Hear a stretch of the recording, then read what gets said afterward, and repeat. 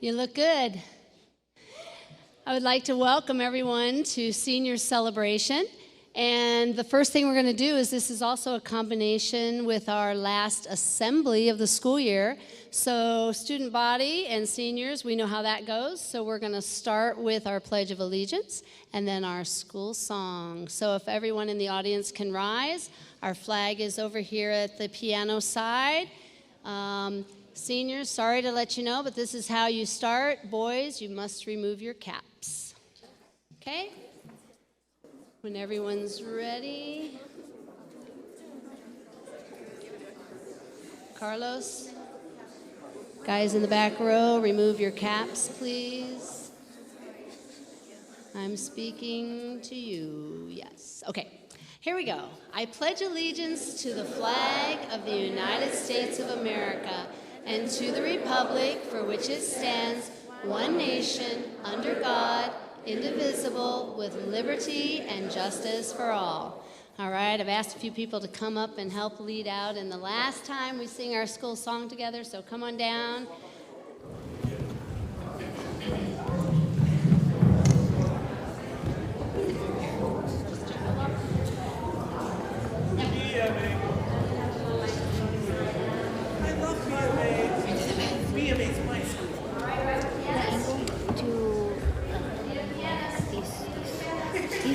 These guys.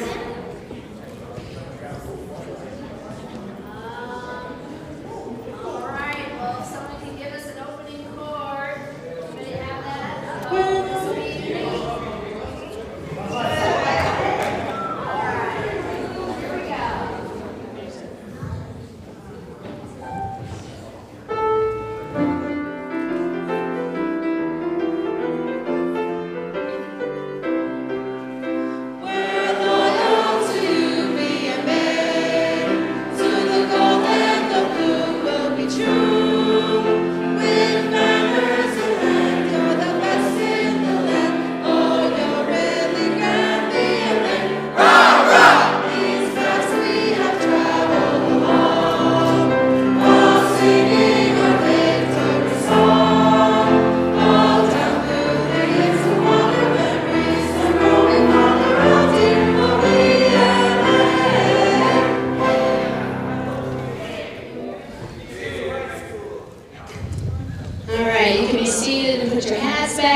The audience can be seated.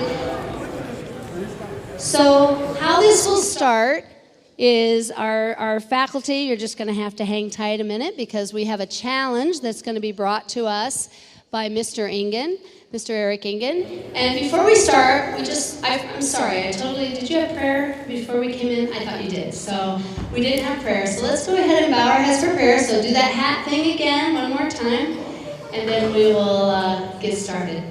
Father in heaven, we just want to thank you so much for this opportunity that we can celebrate with our seniors and that some of our family members could be here in person. We hope a lot of them are able to watch online. And we just pray that this will honor and glorify you and the gifts that you've given our children. We pray in your name, amen. And so what's going to happen is we are streaming this. This is a formal event, and I would like to invite Mr. Engen up for his portion.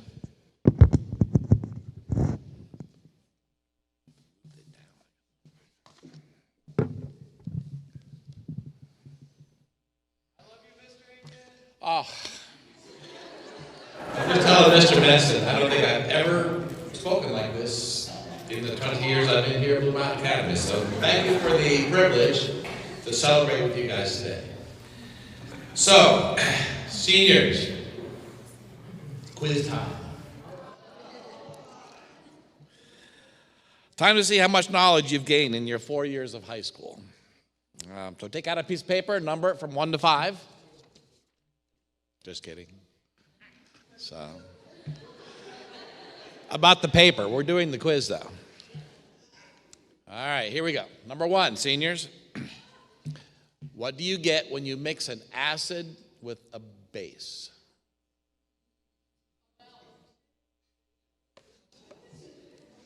How close were you paying attention in chemistry? By the way, when I was researching this topic, I came up with this fun fact.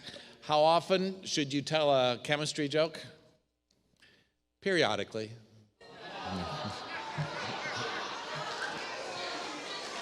Okay. So remember your answers. Number 2, aside from dead cells in your body like hair and fingernails and the top part of the outside the layer of your skin, is there any place in your body that you could poke with a pin and not bleed? If you, someplace that does not contain blood or blood vessels in your body. All right, remember your answers now. Number 3, who is buried in Grant's tomb? That used to be an old joke when I was a kid. They'd ask you an obvious question and try and stump you. But you may be surprised at the answer. Who's buried in Grant's tomb? Number 4, not so tricky. What was Pythagoras' contribution to the study of mathematics? Okay, I hear a lot of confidence in those answers. We'll see. And number 5, what is the first of the 5 foundations for personal finance? Okay. All right, we'll see how you did here. So number 1, the one about acid and base, you might get an explosion. But the correct answer is you will get a salt and water. A salt and water. So an example, hydrochloric acid with sodium hydroxide will give you NaCl, sodium chloride, which is table salt, and water. And if you do the mathematical computations, you have all the chemicals right there. It may be a different kind of a base or a different kind of acid. You get a different kind of salt, but you'll always get water. And there's your graphic. You will get water and salt. All right, number 2, the thing about the blood. Somebody said it. It is the cornea. So how does the cornea get its blood or oxygen supply? From tears and directly from the air. Because blood is what exchanges, oxygen for carbon dioxide in your body tissues. All right, see how you do with this one. Grant's tomb, who's buried there? Can you count? There's 2. It's actually Ulysses S. Grant and his wife, Julia Dent Grant. And actually, I have found this tomb. It is in Riverside Park in New York City. Grant was, of course, a general in the Union Army in the Civil War, and then he got into politics. He was either a congressman or senator, which, by the way, a tie into the other thing. While he was a congressman, he came up with his own original proof for the Pythagorean theorem. There's like 17 different ways to prove the Pythagorean theorem. He came up with one that no one had done before. Anyway, so he followed Abraham Lincoln, who was, of course, assassinated, but he was famous for liberating the slaves, the Emancipation Proclamation. Andrew Johnson came as the president afterwards. He wasn't there very long before he was impeached. So Grant was the one who got to implement Lincoln's slave-freeing things, and he also was instrumental in passing the 15th Amendment, Mr. Kimball, which is what gave African Americans the right to vote. So he was well loved. He was a civil rights leader back in his day, way before Martin Luther King Jr. And because he was so popular, when he died in 1888, his funeral procession had 1.5 million people, which is the largest ever gathering in North America up to that time. And in fact, his tomb is almost on the campus of Columbia University, just right near there in New York City. And his tomb, as a visiting place, was more popular than the Statue of Liberty for 20 years after he died. So he was a well-loved president. He's on the U.S. $50 bill. Okay, number 4, Pythagoras. We all got the Pythagorean theorem, but did you also know that he was one of the first ones to discover what we call irrational numbers, which are the numbers that you can draw a line, the length of an irrational number, but you cannot write out in a decimal how long that line is. You'll keep writing forever and ever until you die and you hand it off to your children and they keep writing forever and so forth. It's one of those non-repeating, non-terminating decimals. But, and he discovered that it was such an important thing that he formed a secret society. He said, this is so important, we can't just tell anybody. So you had to be a member of the Pythagorean Society in order for them to share that secret. So math was really cool back then. And then personal finance, emergency fund, right? At your age in high school, $500. By the time you get to college, $1,000. By the time you're out in the working world, you need to have 3 to 6 months of living expenses because who knows what might happen. We could have something where you didn't work for 3 to 6 months. Anybody remember 2020? Yeah, COVID. So these are the important things that we studied in personal finance class this year. And there's the poster. And there's 4 other foundations there, but you'll have to take the class to figure those out, right? So you've been collecting knowledge now for 16, 17, 18, 19 years, right? Studying, memorizing, learning, as you should. And you should continue to learn once you leave academy. I mean, I think somebody said you should learn 3 new things every day. Have you learned 3 new things yet today?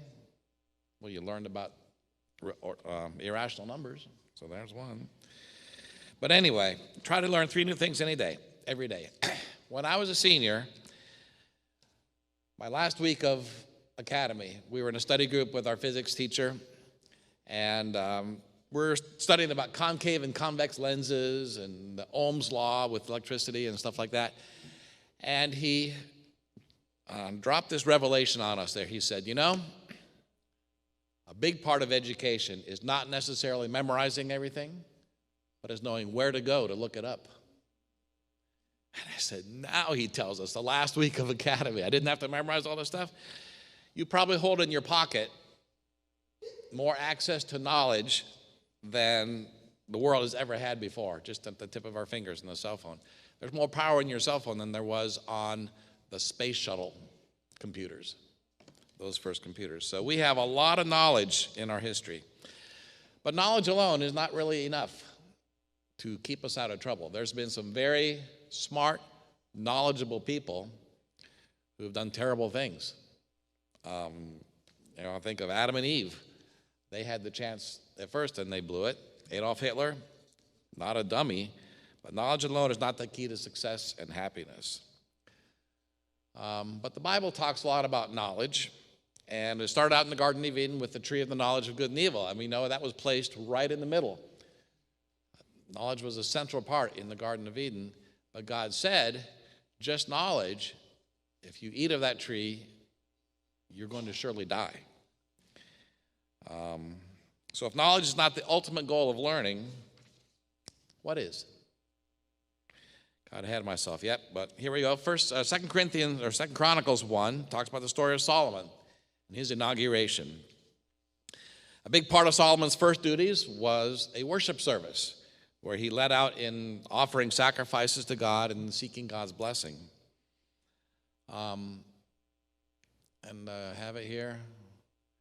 Well, I'll just sort of read it. It's starting in verse 6, says, Solomon went up to the bronze altar before the Lord, which was at the tabernacle meeting, and he offered 1,000 burnt offerings on it.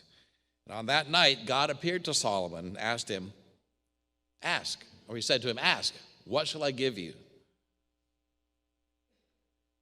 Solomon said to God, you've shown me great mercy to my father David, and you made me a king in his place. Now, O Lord, let your promise to David my father be established, for you made me a king over the people like the dust of the earth and the multitudes. Now give me wisdom and knowledge, that I may go out and come in before this people, for who can judge this great people of yours? So what? Wisdom and knowledge. And God's answer to Solomon was, because this was in your heart, you didn't ask for wealth or riches or honor or the life of your enemies or a long life for yourself, but you asked for wisdom and knowledge for yourself, that you can judge the people over whom I made you king. Wisdom and knowledge will be granted to you. And I'll give you the riches and wealth and honor, such as none of the kings who went before you ever had, nor like any like you or after you will have.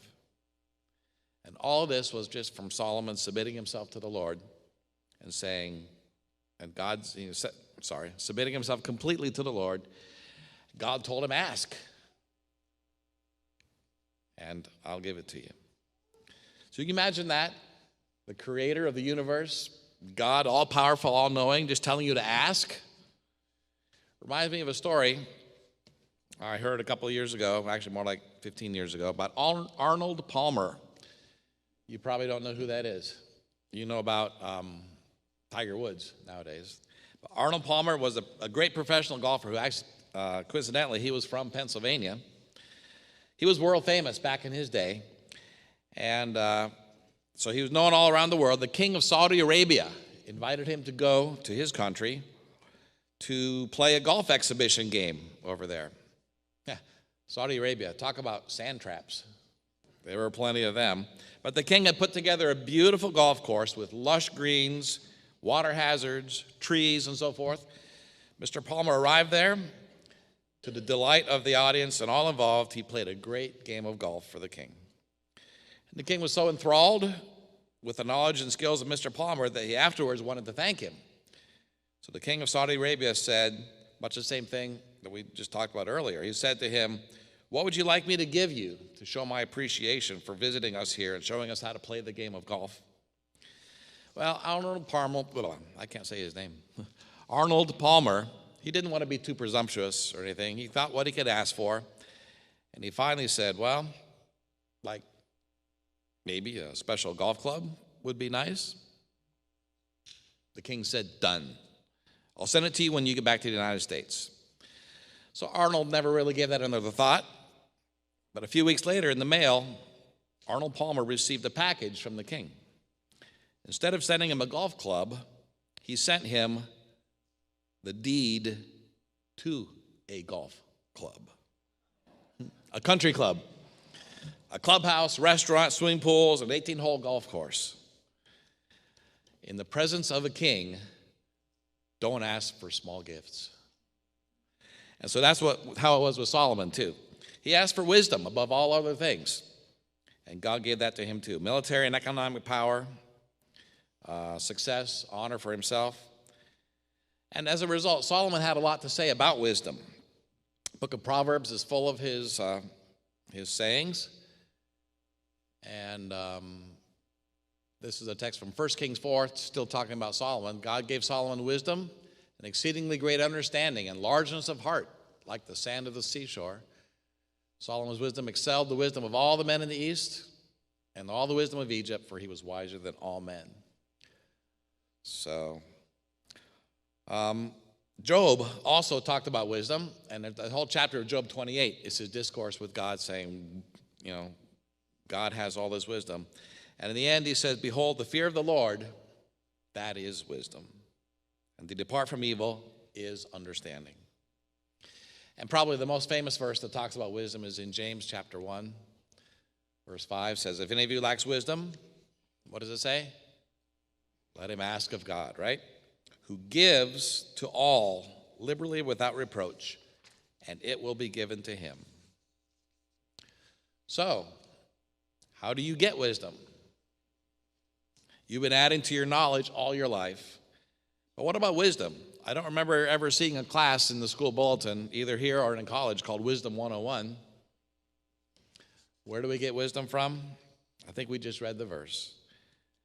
You ask from God, and God will give it to you.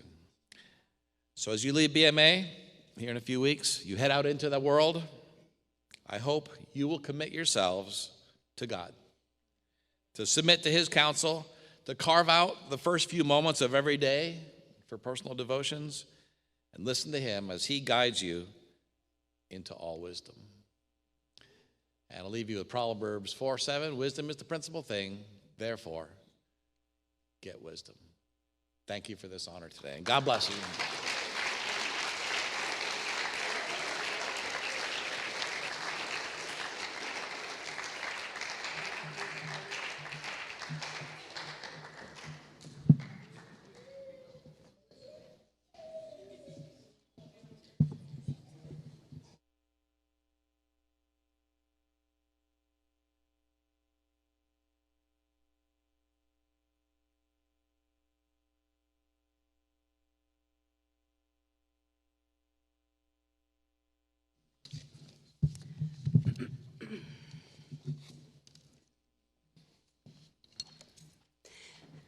Good afternoon. I'd like to welcome both those parents, family, and friends that could come in person, and also those who are watching online. Today is a special assembly, and we invite you to celebrate our seniors as they are awarded stoles and cords and tassels and pins for all their academic success. The honors that will be recognized today are the Advanced Studies Diploma, which requires a higher minimum GPA, more credits, a foreign language, and more advanced math and science courses. And that is represented by the silver cord. Cum laude, which is a GPA of a 3.33 to a 3.66, and those are your gold cords. Magna cum laude is a GPA of a 3.67 to a 3.89, represented by gold cords and a gold tassel. Summa cum laude is a 3.9 to a 4.0 and is represented through gold cords, a gold tassel, and a summa pin that will be placed on their stole or their robe.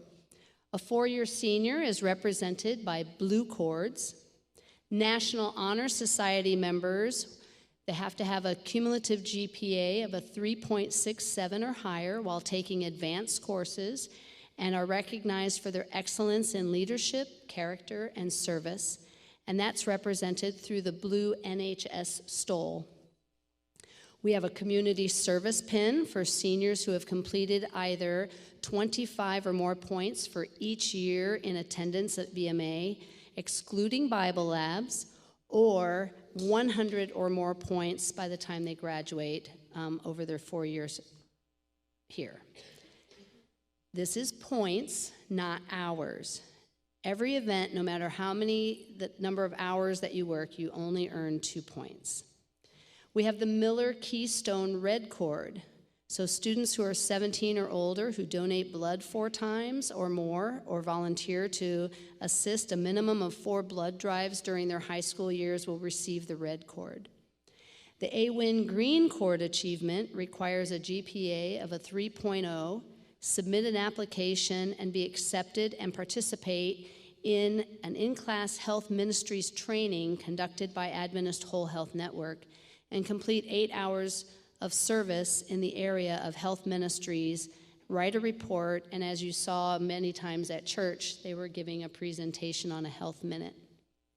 The President's Education Award requires an SAT score of 600 or more in reading or math, or an ACT score of 25 or better, with a GPA of a 3.5. And along with that, I have to read a letter from our president. So, from our president, Jill and I are happy to join your family, friends, and teachers in congratulating you for earning the 2024 President's Education Award. This year, you showed your curiosity, persistence, and determination to succeed. I hope you are proud of all you achieved. I often say that we are at an inflection point in history, a moment where we will answer the questions that define our nation's future. Who are we? What do we stand for? What do we believe? Who will we be? And I have never been more optimistic about our future because your generation, the most talented, tolerant, and generous generation in American history, will help us answer those questions. I look forward to seeing the great things you will accomplish in the years ahead.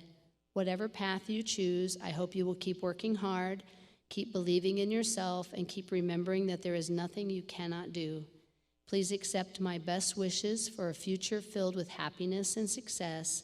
Joe Biden. As I call a student's name, they'll make their way down to the honor table to receive the award from the staff member who chose to honor them and then return back to their seat. We ask the audience to refrain from standing, excessive clapping, whistling, screaming, and calling out names in order to preserve the dignity of this ceremony and the reverence of our sanctuary. Polite applause for each recipient is appropriate. Let's begin. Front row, front row, front row.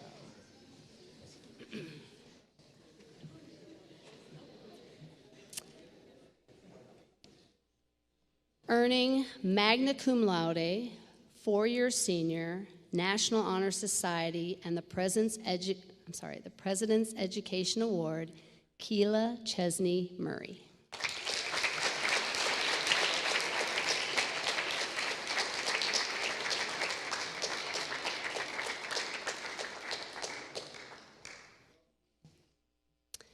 Earning cum laude, four-year senior, and a green cord, Lidiane Campos Guzman.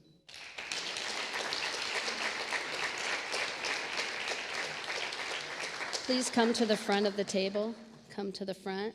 Thank you. When you come down, come to the front, okay?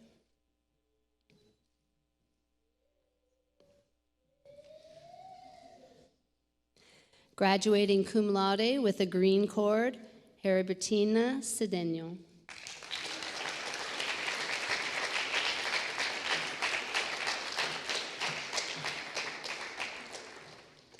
Graduating summa cum laude, a four-year senior, National Honor Society, President's Education Award, red cord and green cord, Rebecca Ramirez.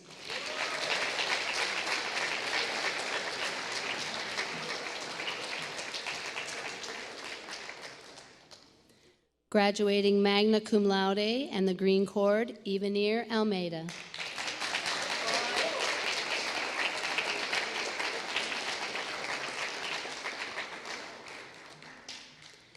Graduating in absentia today with a green cord, Lydia Kiando.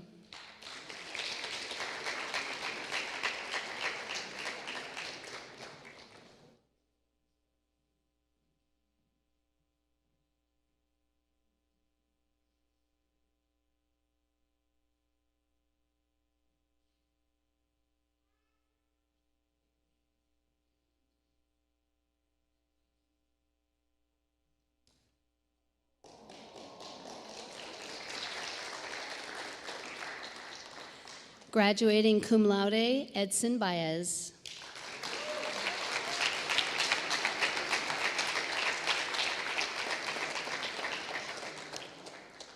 Graduating cum laude, Alina Akopian.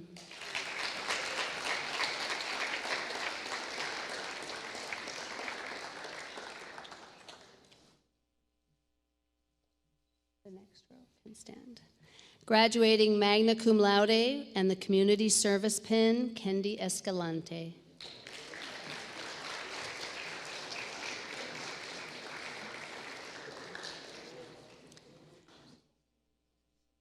Graduating with a four-year senior in absentia, Elibeth Breton.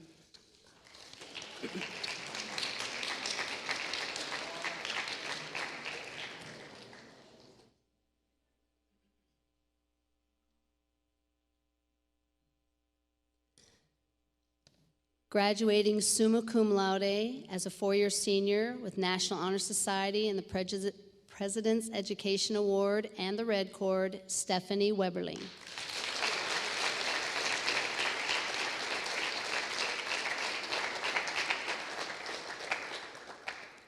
Graduating cum laude, Sergio Gonzalez.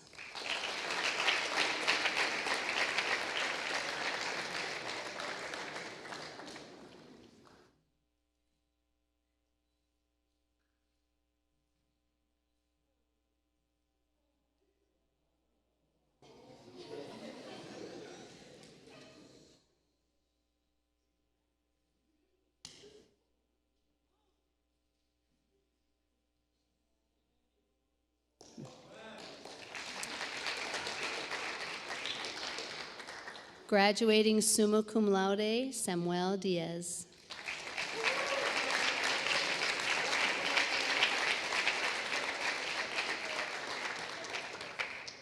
Graduating as a four-year senior, Tabitha Flower.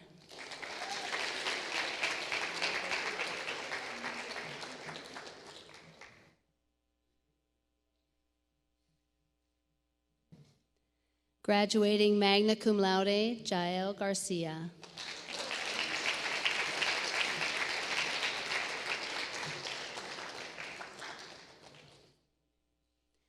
Graduating with the Advanced Studies Diploma, magna cum laude, and National Honor Society, Nathan Hall.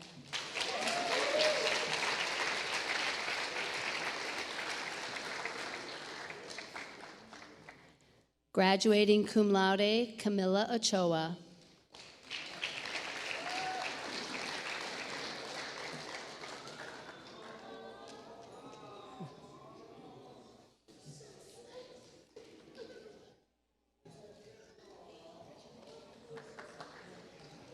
Graduating magna cum laude, Shedel Jimenez.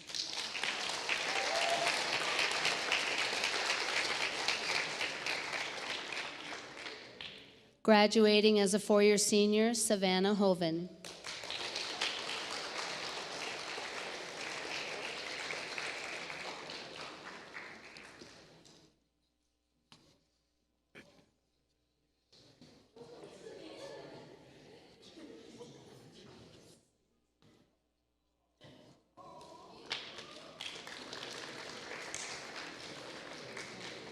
Graduating cum laude with the green cord and the community service pin, Avjade Lopez.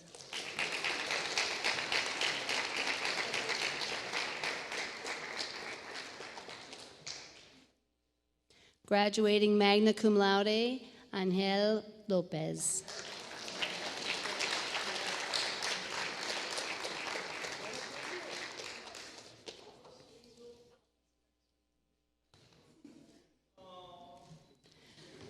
Graduating magna cum laude as a four-year senior with the President's Education Award, Corby McGovern.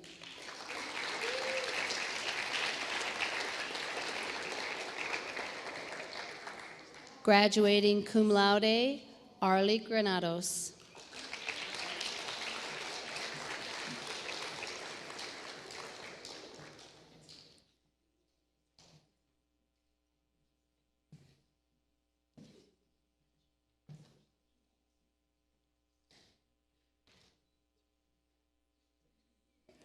Graduating summa cum laude, Abiel Ochoa.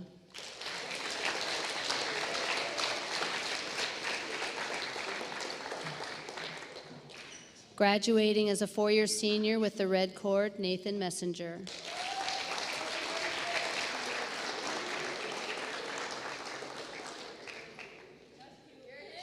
Shh.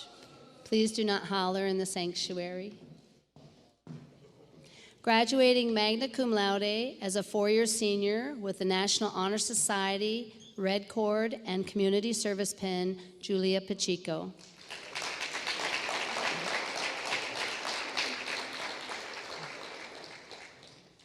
Graduating summa cum laude, Anya Pedraza.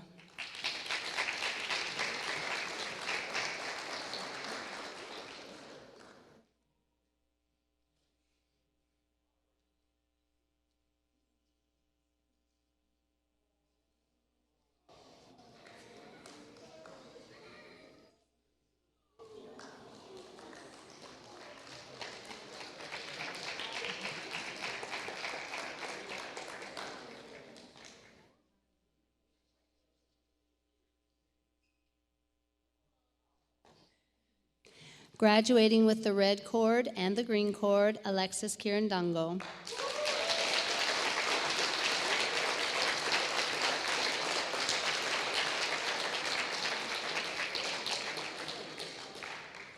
Graduating summa cum laude, Vaughn Rawson.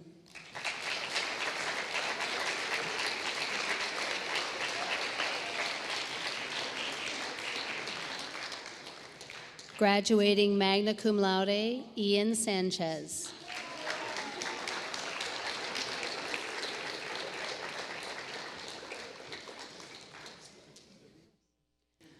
Graduating magna cum laude with the National Honor Society, Lucas Mangum.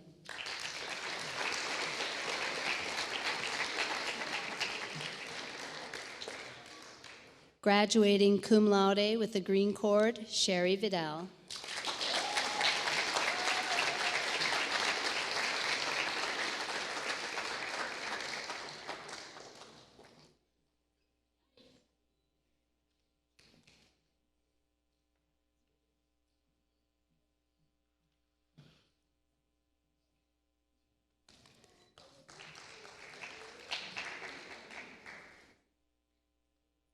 Graduating as a four-year senior, Jordan Schaefer.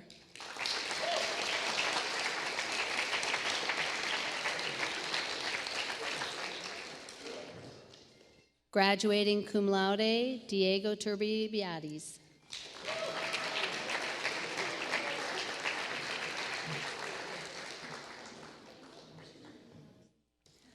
Graduating with the Advanced Studies Diploma, magna cum laude, National Honor Society, and the President's Education Award, Rafael de Sosa.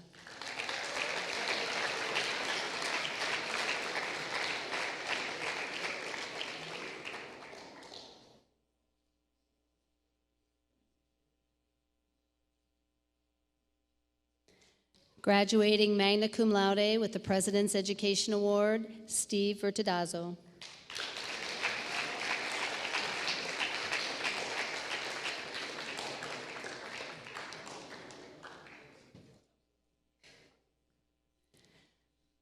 Graduating four-year senior, Isaiah Sosa.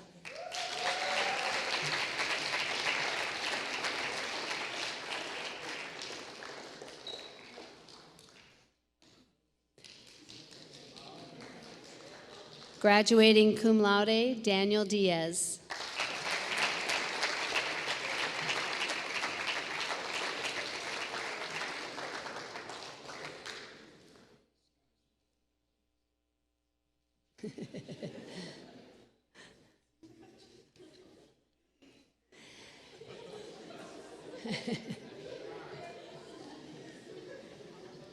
So now we just want to give a round of applause for all of our seniors and all of their awards and accomplishments. You guys can stand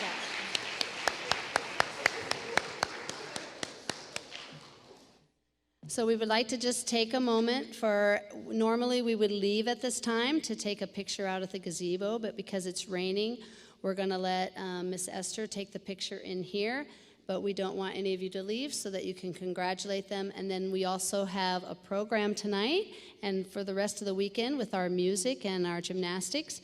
And we want to be able to set up this auditorium before they leave. And we know a lot of you in the audience will be helping to do that. So give us just a few minutes of your time while we take these last pictures, please. Thank you so much for coming.